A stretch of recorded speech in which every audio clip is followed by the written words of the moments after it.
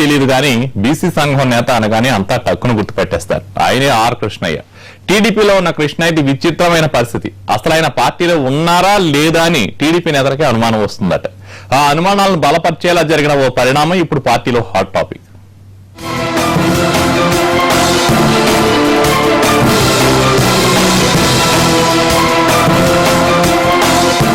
బీసీల గళం వినిపించాలంటే కృష్ణయ్య ఉండాల్సిందే.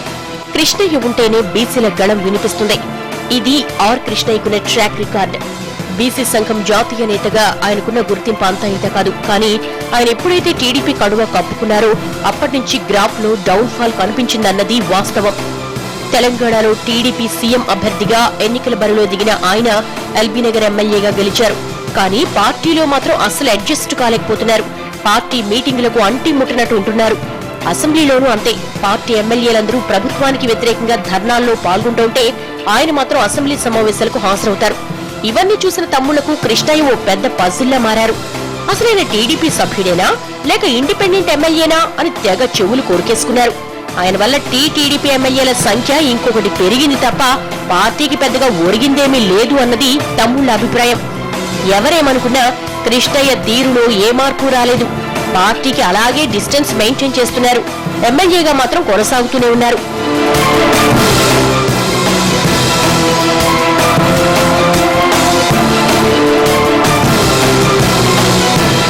ఇక బ్రేకింగ్ న్యూస్ ఏమిటంటే ఎల్బీనగర్ నియోజకవర్గంలో పార్టీని నడిపించడానికి ఓ కోఆర్డినేటర్ నియమించారు అధినేత. ఇందులో వింతేముంది అనుకోవచ్చు, కానీ అక్కడే ఉంది అసలు ట్విస్ట్. సాధారణంగా ఓడిపోయిన నియోజకవర్గాల్లో మాత్రమే పార్టీ ఇన్ఛార్జీలు నియమిస్తూ ఉంటారు. గెలిచిన స్థానాల్లో ఎమ్మెల్యేలే పార్టీ వ్యవహారాలను చూసుకుంటారు. ఇక్కడ చూస్తే ఎల్బీనగర్ లో టీడీపీ ఎమ్మెల్యేగా కృష్ణయ్య గెలిచారు. ఎమ్మెల్యే ఉన్న నియోజకవర్గంలో పార్టీ కోసం ఓ కోఆర్డినేటర్ నియమించడం ఏమిటా అని ఆశ్చర్యపోతున్నారు తమ్ముళ్లు.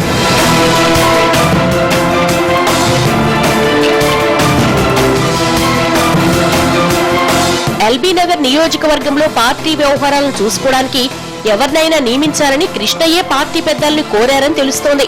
మొదటి నుంచి కృష్ణయ్యకు పార్టీ వ్యవహారాలపై అంత ఆసక్తి లేదు అన్నది వాస్తవం.